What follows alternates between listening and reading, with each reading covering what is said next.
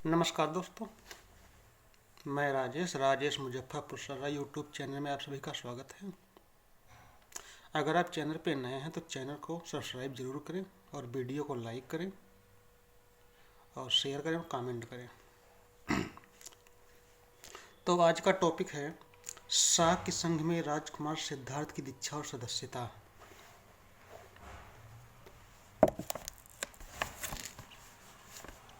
शाक्य राज्य में प्रजातांत्रिक व्यवस्था थी। कपिलवस्तु में शाक्य संघ बना हुआ था, जिसमें हर 20 वर्ष के युवक को दीक्षित होकर सदस्य बनना जरूरी था। संघ के भवन को संस्थागार कहा जाता था, जिसमें संघ की सभाएं आयोजित होती थीं। जब सिद्धार्थ 20 वर्ष के हो गए तो संघ के भवन में शाक्य पुरोहितों के माध्यम से सिद्धार्थ को बुलवाया गया। सभा में पुरोहित ने सिद्धार्थ को संघ का सदस्य बनने का प्रस्ताव रखा। फिर शाक्य सेनापति ने घोषणा की कि शाक्य कुल के शुद्धोधन के परिवार में जन्मे सिद्धार्थ गौतम संघ के सदस्य बनना चाहते हैं। उनकी उम्र 20 वर्ष है और वह हर तरह से संघ के सदस्य बनने के योग्य हैं।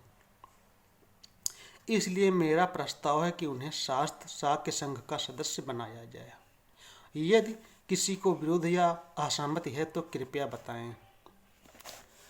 शाक्य सेनापति ने 3 बार ऐसे पूछा, लेकिन तीनों बार भी कोई सदस्य प्रस्ताव के विरोध में नहीं बोला।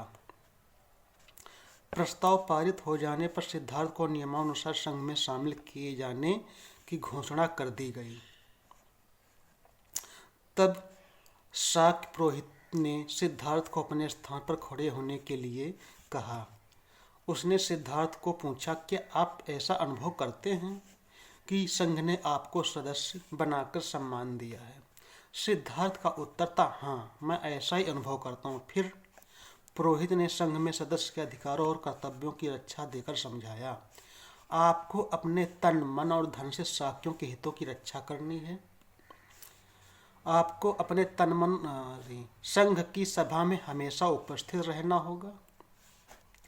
किसी शाक्य के दोष या अपराध को निडर होकर बताना होगा। यदि किसी मामले में आप पर दोषी होने का आरोप लगता है तो आप क्रोधित नहीं होंगे और दोष साबित होने पर दोष को स्वीकार करना होगा।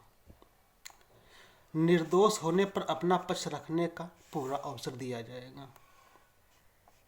कोई भी सदस्य व्यभिचार, दुराचार, हत्या, चोरी, झूठी गवाही देने का दोषी साबित होने पर सदस्यता से निष्कासित कर दिया जाएगा। सिद्धार्थ ने संघ के संविधान को समझकर कहा, मान्यवर, मैं कृतज्ञ हूँ। आपने मुझे संघ के अनुशासन में से संबोधित नियमों की जानकारी दी।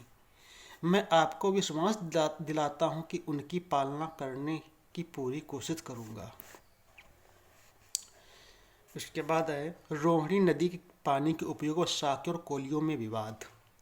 समय गुजरता गया। सिद्धार्थ व यशोधरा का वैवाहिक जीवन आपसी प्रेम, विश्वास व समर्पण से सुखी व सफल चल रहा था। शाक्य में भी एक अनुशासित, समर्पित व वफादार सदस्य के रूप में सिद्धार्थ अपने सबके लिए एक आदर्श स्वरूप के रूप में सम्मानित थे। अपने व्यवहार व आचरण के कारण सबके प्रिय बन गए थे। जब सिद्धार्थ 28 वर्ष के हुए तो राज्य में एक घटना घटी जो शुद्धोधन के परिवार के लिए चिंताजनक बन गई और सिद्धार्थ का जीवन बड़े संकट के मोड़ पे आ गया। शाक्यों के राज कपिलवस्तु की सीमा से सटा हुआ कोलियों का राज था। दोनों की सीमा पर रोहिणी नदी बहती थी। शाक्य और कोली दोनों ही इस नदी के पानी का उपयोग खेतों की सिंचाई के लिए करते थे। पानी का उपयोग पहले कौन और कितना करेगा, इस बात पर अक्सर दोनों में विवाद होता था, जो कभी कभी छोटे झगड़ों और बड़े झगड़ों, सेनाओं की लड़ाइयों का रूप धारण कर लेते थे। इस बार फिर दोनों के बीच विवाद हो गया। दोनों राज्य अपने अपने किसानों के लिए पहले पानी का उपयोग चाहते थे। विवाद के बाद झगड़ा हो गया, जिसमें दोनों पक्ष के लोग घायल हुए। शाक्य और कोलियों ने फैसला किया कि बार बार होने वाले इस विवाद को हमेशा के लिए युद्ध द्वारा खत्म कर दिया जाना चाहिए। शाक्यों के सेनापति ने कोलियों के खिलाफ युद्ध की घोषणा पर विचार करने के लिए शाक्य संघ का एक अधिवेशन बुलाया। संघ की सभा में सेनापति ने कहा, हमारे लोगों पर कोलियों ने हमला किया है। इससे पहले भी कई बार उन्होंने ऐसे हमले किए हैं। अब तक उन्हें सहन किया, लेकिन अब सहन नहीं करेंगे। इसे रोकने का एक ही रास्ता है कि इन कोलियों के खिलाफ युद्ध की घोषणा कर दी जाए। मेरा प्रस्ताव है कि कोली के खिलाफ युद्ध की घोषणा कर दी जाए। इस प्रस्ताव का शाक्य संघ का कोई भी सदस्य यदि विरोध करना चाहे तो वह बोले। सिद्धार्थ गौतम अपने स्थान पर खड़े होकर बोले, मैं इस प्रस्ताव का विरोध करता हूँ। युद्ध से कभी किसी समस्या का समाधान नहीं होता। इससे हमारा उद्देश्य पूरा नहीं होगा। इससे एक दूसरे युद्ध का बीज पड़ जाएगा। यदि किसी को मारेंगे तो हमें भी कोई मार सकता है। यदि हम किसी कमजोर पर जीत हासिल करेंगे तो हमसे भी बलवान हमें हरा देगा। अतः मेरे विचार में शाक्यों को कोलियों के खिलाफ युद्ध छेड़ने में जल्दबाजी नहीं करनी चाहिए। पहले अच्छी तरह जांच करनी चाहिए, वास्तव में दोषी कौन है। मैंने सुना है कि इस विवाद में हमारे लोग भी आक्रामक रहे हैं। यदि यह सच है तो हम भी निर्दोष नहीं हैं और पहले भी हमेशा निर्दोष नहीं थे। अतः मेरा सुझाव यह है कि कोली और शाक्य अपने अपने दो दो प्रतिनिधि चुने। वे चारों मिलकर पांचवा अन्य प्रतिनिधि चुने, फिर पांचों मिलकर पानी के बंटवारे की सदस्यता का शांतिपूर्वक समाधान करें। हालांकि सदस्यों की यह प्रस्ताव ठीक लगा, लेकिन उन्होंने कड़ा विरोध करते हुए कहा, नहीं, यह सुझाव ठीक नहीं है। कोली बहुत उद्दंड व उग्र हो गए हैं। अतः नियमानुसार सभा में दोनों विचारों के प्रस्ताव पर सदस्यों की राय लेना जरूरी हुआ। पहले सिद्धार्थ के सुझाए प्रस्ताव को प्रस्तुत किया, लेकिन पक्ष में बहुत कम सदस्य थे, इसलिए अतः प्रस्ताव पारित नहीं हो पाया। इसके बाद सेनापति के प्रस्ताव पर विचार मांगे गए। सिद्धार्थ गौतम ने खड़े होकर फिर विरोध करते हुए कहा, मेरी संघ से प्रार्थना है कि इस प्रस्ताव को स्वीकार नहीं करें। शाक्य और कोली आपस में करीबी रिश्तेदार हैं। यह बुद्धिमानी नहीं है कि युद्ध एक दूसरे को बर्बाद करे। सेनापति ने सिद्धार्थ गौतम के तर्क का फिर कड़ा विरोध करते हुए कहा, युद्ध में योद्धाओं के लिए कोई अपना पराया नहीं होता। उन्हें राज्य के हित में सगे भाइयों से भी लड़ना ही होगा। शास्त्रों के अनुसार ब्राह्मण का धर्म यज्ञ, वैश्य का व्यापार, शूद्र का सेवा करना तथा युद्ध करना क्षत्रियों का कर्तव्य है, वह धर्म है। और सभा में बहुमत का भी यही विचार है। सिद्धार्थ गौतम ने उत्तर दिया, जहाँ तक मैं समझ सकता हूँ, धर्म तो इस बात को भी मानने में है कि वैर से वैर कभी शांत नहीं होता। यह सिर्फ अवैर प्रेम से मिट सकता है। मैत्री भाव से ही दुश्मनी खत्म होती है। आप मन को सुख शांति मिलती है। सेनापति बौखला गया और बोला, शास्त्रों के ऐसे दार्शनिक उपदेशों में पढ़ना बेकार है। यह स्पष्ट हो गया कि सिद्धार्थ को मेरा प्रस्ताव स्वीकार नहीं। अब संघ तय करे कि उनका क्या विचार है। इसके बाद सदस्यों से अपने विचार मांगे और बहुमत से प्रस्ताव पारित हो गया। इसके बाद है देश छोड़ने का दंड। युद्ध रोकने के लिए सिद्धार्थ ने स्वीकारा। अगले दिन सेनापति ने शाक्य संघ की और सभा बुलाई, जिसमें सेनापति ने फिर से युद्ध की घोषणा की। मजबूत सैनिक बल के लिए 20 से 50 वर्ष के हर पुरुष को सेना में भर्ती होना जरूरी होगा। ऐसे आदेश की मंजूरी भी चाहिए। सभा में युद्ध पक्ष व विपक्ष दोनों विचारों के सदस्य मौजूद थे, लेकिन विपक्ष के मत के सदस्य बहुत कम थे। वे खुलकर विरोध नहीं कर पा रहे थे, क्योंकि ऐसा करने का परिणाम वे अच्छी तरह से जानते थे। इसलिए बहुमत के खिलाफ बोलने की हिम्मत नहीं जुटा पाए। जब सिद्धार्थ ने देखा युद्ध के खिलाफ प्रस्ताव के समर्थक बहुत कुछ बोल नहीं पा रहे हैं, तो वह खड़े होकर संघ को संबोधित करते हुए बोले, मित्रों, आप जो चाहें वह कर सकते हैं, क्योंकि आपके साथ बहुमत है। लेकिन मुझे अफसोस है कि सेना में भर्ती होने की अनिवार्यता का मैं विरोध करता हूँ। मैं आपकी सेना में शामिल नहीं होऊंगा और युद्ध में भाग नहीं लूँगा। यह युद्ध मानवता के विरुद्ध है। अतः मैं किसी से भी युद्ध नहीं लड़ूंगा। सिद्धार्थ गौतम को सेनापति ने उत्तर दिया, याद रखो, तुम संघ का सदस्य बनते समय तन मन धन के शाक्यों के हितों की रक्षा करने की शपथ ली थी और उसका पालन नहीं किया तो सार्वजनिक निंदा के भागी होगे। सिद्धार्थ ने उत्तर दिया, हाँ, मैंने शाक्यों के हितों की रक्षा करने का वचन दिया, लेकिन यह युद्ध शाक्यों के हित में नहीं है। शाक्यों के हित के लिए यदि मेरी सार्वजनिक दंड या निंदा भी होती है तो मुझे स्वीकार है। सिद्धार्थ ने संघ को भविष्य के खतरों से सावधान करते हुए याद दिलाया कि पहले से ही दोषियों से बार बार झगड़ते रहने के कारण शाक्य संघ काफी हद तक कोसल राज्य के अधीन हो गया है। यह अंदाजा लगाना आसान है, अब इस युद्ध से कोसल राज्य को शाक्य संघ की स्वतंत्रता और अधिकारों की ओर भी कम करने का मौका मिल जाएगा। सिद्धार्थ के सच्चाई पूर्ण तर्क को सुनकर सेनापति बहुत क्रोधित हो गया। उसने यह भाषण देने की कला तुम्हारे किसी काम की नहीं आएगी। तुम्हें संघ के बहुमत के फैसले को मानना होगा, यह शायद तुम्हें भरोसा होगा। यदि शाक्य संघ तुम्हें फांसी या देश निकालने के लिए दंड देने का फैसला करेगा तो कौशल राज से इसकी अनुमति लेनी होगी, लेकिन याद रखो, तुम शाक्य संघ के नियमों का पालन विरोध कर रहे हो। शाक्य दूसरे तरीके से दंड कर सकता है। संघ तुम्हारे परिवार का सामाजिक बहिष्कार कर सकता है, तुम्हारे महलों तथा खेतों आदि सुविधाओं को जब्त कर सकता है। इसके लिए कौशल राज से अनुमति की जरूरत नहीं पड़ेगी। सिद्धार्थ ने हालत को देखते हुए समझ लिया, यदि उसने कोलियों के खिलाफ युद्ध का विरोध जारी रखा तो उनके परिवार के लिए चिंताजनक परिणाम हो सकते हैं। इसलिए 3 विकल्पों में से एक को चुनना है। सेना में भर्ती होना, मृत्युदंड या देश निकाला स्वीकारना, या परिवार का सामाजिक बहिष्कार तथा खेतों की जब्ती के लिए राजी होना। इनमें सेना में भर्ती होना किसी की दिशा में स्वीकार नहीं कर सकता था। परिवार का बहिष्कार व खेतों की जब्ती के बारे में तो सोच भी नहीं सकता था। ऐसी परिस्थिति में उन्होंने विचार किया कि मृत्युदंड या देश निकाला का दंड ही ठीक है। तब राजकुमार सिद्धार्थ ने शाक्य संघ को विनम्रता के साथ कहा, कृपया आप मेरे परिवार को किसी भी प्रकार का दंड ना दें। सामाजिक बहिष्कार तथा खेत जब्त कर उन्हें जब्त कर उन्हें कष्ट नहीं दें। वे निर्दोष हैं, दोषी तो मैं हूँ। मैं अपने गलती की सजा भुगतने को तैयार हूँ। चाहे तो आप मुझे फांसी पर लटका दें या देश निकाला दे दें। आप जो चाहे दंड दें, मैं स्वीकार करूँगा, और मैं वचन देता हूं कि इसकी अपील कौशल राज से नहीं करूंगा।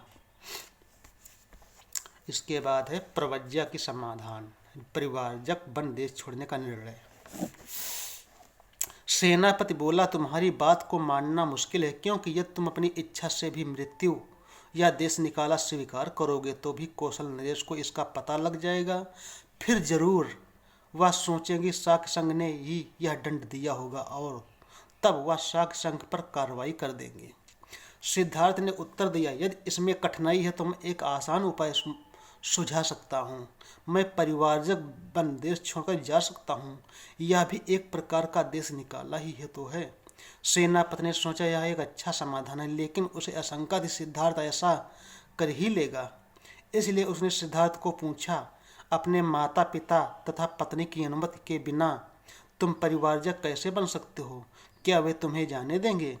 सिद्धार्थ ने उससे भरोसा दिलाया कि वह अनुमति लेने की पूरी कोशिश करेगा, और कहा, मैं वचन देता हूँ, चाहे अनुमति मिले या ना मिले, मैं तुरंत देश छोड़ दूंगा।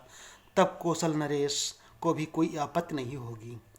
संघ को लगा कि सिद्धार्थ का यह सुझाव ही इस विकट समस्या का सर्वश्रेष्ठ हल है। अतः संघ ने स्वीकार कर लिया। कार्यवाही समाप्त होने पर सभा विसर्जित होने को ही थी कि एक युवा शाक्य ने खड़े होकर कहा, कृपया मेरी बात सुने, मुझे कुछ जरूरी बात करनी है। बोलने की अनुमति मिली तो उसने कहा, जरा से भी आशंका नहीं कि सिद्धार्थ गौतम अपने वचन का पालन करेगा और तुरंत देश छोड़कर जाएगा, लेकिन एक बात की मुझे चिंता हो रही है। जब सिद्धार्थ देश छोड़कर चला जाएगा तो शाक्य कोलियों के विरुद्ध तुरंत युद्ध की घोषणा कर देगा। मैं चाहता हूँ कि संघ फिर से इस बात पर गंभीरता से विचार करें। आप कुछ भी करो, कौशल नरेश को सिद्धार्थ के देश निकालने का पता लग ही जाएगा। यदि शाक्य तुरंत युद्ध की घोषणा करते हैं तो कौशल नरेश समझ जाएंगे कि इस युद्ध का विरोध करने के कारण सिद्धार्थ को देश छोड़ना पड़ा। यह हमारे लिए अच्छा नहीं होगा। इसलिए मेरा प्रस्ताव है कि हमें सिद्धार्थ के गृह त्याग और कोली के विरुद्ध युद्ध छेड़ देने के बीच कुछ समय का अंतराल देना चाहिए ताकि कौशल राज इस दोनों घटनाओं के बीच संबंध स्थापित न कर सकें। संघ को लगा कि यह प्रस्ताव महत्वपूर्ण है, इसलिए नीति की दृष्टि से यह मान लिया गया कि इस प्रकार शाक्य संघ की सभा का दुखद सत्र समाप्त हुआ। अल्पमत ने भी युद्ध का विरोध था, लेकिन खुला विरोध करने की हिम्मत नहीं जुटा पा रहा था। उससे भी राहत महसूस की, एक भयानक स्थिति से पार हो गए। रोते बिलखते परिवार से राजकुमार की विदाई बेला। शाक्य संघ की सभा में जो घटित हुआ उसकी सूचना सिद्धार्थ के पहुंचते ही बहुत पहले ही राजमहल में पहुंच चुकी थी। घर पहुंचने पर उन्होंने देखा तो पिता शुद्धोधन, मौसी महाप्रजापति, पत्नी यशोधरा और अन्य परिजन रोने बिलखने लगे। दुख में डूबे पिता शुद्धोधन ने कहा, पुत्र सिद्धार्थ, हम युद्ध के कारण बर्बादी के बारे में अच्छी तरह से जानते हैं, लेकिन मैंने कभी इसकी कल्पना भी नहीं की थी कि तुम इतना कठोर निर्णय ले लोगे। सिद्धार्थ ने विनम्रता से उत्तर दिया, ऐसा तो मैंने भी नहीं सोचा था कि हालात यहाँ तक पहुँच जाएंगे। मुझे उम्मीद थी कि शाक्य राज के हित में मेरे तर्कों से राजसंघ राजी हो जाएगा, लेकिन दुर्भाग्य से सेना और अधिकारियों ने लोगों को इतना अधिक उकसा दिया कि मेरी बातों का उन पर कोई असर नहीं पड़ा। लेकिन मैं आशा करता हूँ कि आपने अनुभव किया होगा कि मैंने कैसे हालात को अधिक बिगड़ने से बचा लिया। मैं सत्य और न्याय के मार्ग पर अडिग रहा, चाहे उसके लिए कोई भी सजा रही हो। मैंने उसके वार को अपने ऊपर ले लिया। लेकिन पिता शुद्धोधन को इससे संतोष नहीं हुआ। बोले, तुमने यह नहीं सोचा कि इससे हमारे ऊपर क्या बीतेगी? सिद्धार्थ ने उत्तर दिया, लेकिन इसी कारण तो मैंने परिवज्जा लेना स्वीकार किया। आप सोचिए, यदि शाक्य ने आपके खेत जब्त करने के आदेश दे दिए होते तो इसके कितने दुखदायी परिणाम होते। लेकिन तुम्हारे बिना हमारे लिए खेतों का क्या लाभ? दुख व चिंता से भरे हुए राजा शुद्धोधन बोले, सारा परिवार ही शाक्यगढ़ राज्य का परित्याग कर तुम्हारे साथ देश छोड़कर क्यों ना चल दे? हम सभी साथ रहेंगे तो अच्छा हो रहेगा। प्रजापति गौतमी भी दुख भरे बिलखते हुए बोली, पुत्र सिद्धार्थ, मैं यह चाहती हूँ कि तुम हम सबको छोड़कर अकेले कैसे जा सकते हो? सिद्धार्थ ने धीरज बंधवाते हुए कहा, माँ, आपने तो हमेशा हमें यह शिक्षा दी कि साहस और वीरता तो क्षत्रिय योद्धा की पहचान है। आप एक क्षत्रिय की माँ हैं, इस समय आपको वीर होना चाहिए। इस तरह दुखी होना ठीक नहीं। यदि मैं युद्ध भूमि में गया होता और वहाँ मारा जाता तो तुम क्या कहती?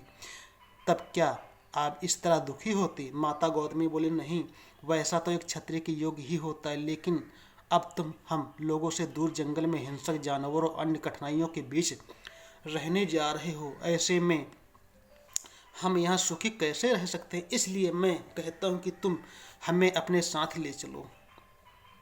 सिद्धार्थ ने माता गौतमी को समझाया, माँ, इस समय आपको साथ ले चलना संभव नहीं है। नंद अभी बच्चा ही है। मेरे पुत्र राहुल का जन्म भी अभी ही हुआ। ऐसी स्थिति में इन सबको छोड़कर आपका मेरे साथ चलना कैसे संभव है? माता गौतमी को संतोष नहीं हुआ। उनका कहना था, हम सभी शाक्यों को यह देश छोड़कर कौशल नरेश के संरक्षण व अधीनता में रहने के लिए कौशल जनपद में जा सकते हैं। सिद्धार्थ ने मीमांसा से पूछा, लेकिन माँ, इसे शाक्य क्या कहेंगे? क्या वे इसे देशद्रोह नहीं समझेंगे? इसके अलावा मैंने उन्हें वचन दिया है कि मैं वचन या कर्म से कोई ऐसी बात ना ही कहूँगा ना करूँगा कि जिससे कौशल नरेश को मेरी प्रवज्ञा का सही कारण मालूम हो सके। अतः मुझे अकेले गृह त्याग कर वनों में रहना होगा। लेकिन आप ही बताएं कि युद्ध में भाग लेकर मार काट का भागीदार बनना या जंगल में रहना, इन दोनों में से उत्तम कौन सा है? इसी सब बीच राजा शुद्धोधन ने सवाल किया, लेकिन इतनी जल्दी भी क्या है? शाक्य संघ ने अभी कुछ समय के लिए युद्ध शुरू करना रोक दिया है। अब हो सकता है कि दोनों के बीच युद्ध कभी छिड़े ही नहीं। तुम अपनी प्रवज्ञा या गृह त्याग ही क्यों नहीं स्थगित कर देते, यानी रोक देते? हो सकता है कि तुम्हारे यहाँ रहने से शाक्य संघ भी बाद में उनकी अनुमति दे देवे। सिद्धार्थ को ऐसा करना उचित नहीं लगा, इसलिए उन्होंने कहा, क्योंकि मैंने गृह त्याग का वचन दिया है, इसलिए शाक्य संघ ने शाक्यों ने फिलहाल युद्ध का फैसला रोक दिया। यह भी हो सकता है कि मेरे प्रवज्ञा लेने के बाद शाक्य संघ युद्ध की घोषणा को वापस ले लें, लेकिन यह सारा मेरे प्रवज्ञा ग्रहण करने पर निर्भर करता है। मैंने वचन दिया है, अतः इसे जरूर पूरा करना चाहिए। इसे तोड़ने के परिणाम हमारे लिए और शांति चाहने वाले युद्ध विरोधियों दोनों के लिए गंभीर हो सकते हैं। माँ, मैंने जो मार्ग चुनना है अब उसे रोकने से कोई लाभ नहीं। आप मुझे आज्ञा और आशीर्वाद दो। यह जो कुछ हो रहा है अच्छे के लिए ही हो रहा है। सिद्धार्थ का अटल निर्णय सुनकर दुखी व निराश प्रजापति गौतमी और राजा शुद्धोधन आगे कुछ नहीं बोले। थोड़ी देर बाद वे सिद्धार्थ व यशोधरा के कक्ष में गए। उन्हें समझ में नहीं आ रहा था कि यशोधरा को क्या और कैसे कहें। सिद्धार्थ अपने कक्ष में खड़े हो गए। यशोधरा भी अपना मौन तोड़ते हुए बोली, कपिल वस्तु में शाक्य संघ की सभा में जो कुछ भी हुआ वह मैंने सब सुन चुकी हूँ। सिद्धार्थ ने पूछा, यशोधरा, मेरे पराजित होने के फैसले पर तुम क्या सोचती हो? अपने चित्त को शांत, स्थिर व भावनाओं पर पूरी तरह से संयम रखते हुए यशोधरा ने उत्तर दिया, यदि मैं अपने आपकी जगह होती तो मैं भी यही फैसला करती। मैं भी इस युद्ध के खिलाफ ही होती, पक्ष में कतई नहीं। अतः आपका फैसला सही है, शाक्य राज्य के हित में है, मानवता के हित में है। मेरी भी आपसे साथ चलने की प्रबल इच्छा है, लेकिन पुत्र राहुल अभी बहुत छोटा है, इसका पालन पोषण करना है। अच्छा होता शाक्य संघ आपकी तर्कपूर्ण व हितकारी बातों को समझकर निर्णय करता, लेकिन ऐसा नहीं हो पाया। अब जो भी संकट सामने आया है उसका धैर्य, शांति व साहस से सामना करना है। आप अपने माता पिता और पुत्र की बिल्कुल चिंता मत करना। मैं जब तक जीऊँगी उनकी पूरी देखभाल करूँगी। अब मैं चाहती कि मेरी विनती भी है, जब आप अपने घर परिवार रिश्तेदारों आदि को छोड़कर परिवर्तित होने जा रहे हैं तो आप किसी ऐसे मार्ग की खोज करना जो संपूर्ण मानवता के लिए कल्याणकारी हो, सुख शांति और शांति का मार्ग हो। सिद्धार्थ यशोधरा के धीर और साहसपूर्ण विचारों से बहुत प्रभावित हुए। इससे पहले ऐसा संकट कभी आया ही नहीं था, लेकिन सिद्धार्थ ने आज जाना कि यशोधरा इतनी अधिक दृढ़, वीर, बहादुर और उदार मैत्री भाव से भरी है। वह सुखद संयोग था कि उन्हें यशोधरा जैसी पत्नी मिली थी, लेकिन आज समय दोनों को अलग कर दिया। सिद्धार्थ ने अपने पुत्र राहुल को लाने के लिए कहा। उन्होंने राहुल पर स्नेह व वात्सल्य भरी नजर से देखा। आज के साथ इतना ही, अगले पार्ट में। जब तक के लिए नमस्कार।